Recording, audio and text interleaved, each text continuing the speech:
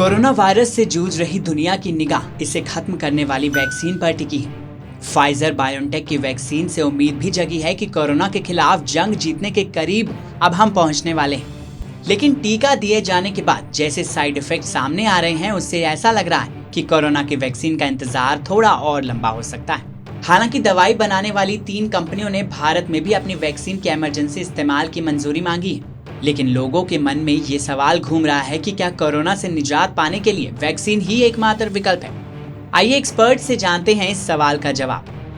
Corona संक्रमण से निजात पाने के लिए दुनिया फिलहाल कोरोना वैक्सीन का इंतजार कर रही है।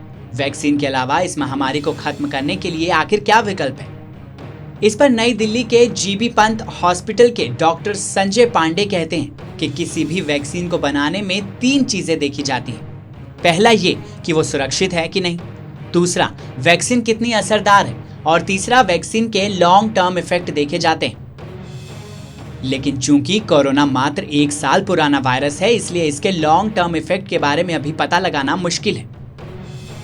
अब हम कोरोना वैक्सीन का और इंतजार नहीं कर सकते हैं, इसलिए इमरजेंसी इस्तेमाल की मंजूरी दी जा रही है। लोग इस महामारी के दौरान मानसिक उलझनों का शिकार हो रहे हैं। क्या ये कोरोना का साइड इफेक्ट हो सकता है? इस पर डॉक्टर संजय कहते हैं कि कोरोना का प्रभाव दिमाग पर पड़ता है।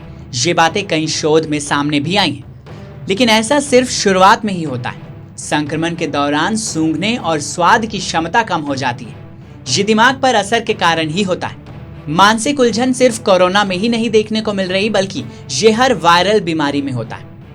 उन्होंने कहा कि देश में कोरोना के मामलों में अभी कमी आ रही है, लेकिन समस्या ये है कि अब लोग लापरवाह होते जा रहे हैं। ये आगे चलकर काफी भयानक हो सकता है। वो कहते हैं कि कई देशों में सर्दियों के मौसम में कोरोना का प्रभाव बेहद खतरनाक हुआ है, इसलिए हमें भी सावधान रहना चाहिए। बहरहाल, इसे लेकर आपकी राय क्या है? कमेंट सेक्शन में हमें जरूर बताएं। साथ ही देश और दुनिया की तमाम बड़ी खबरों के लिए सब्सक्राइब करें TV9 भारतवर्ष।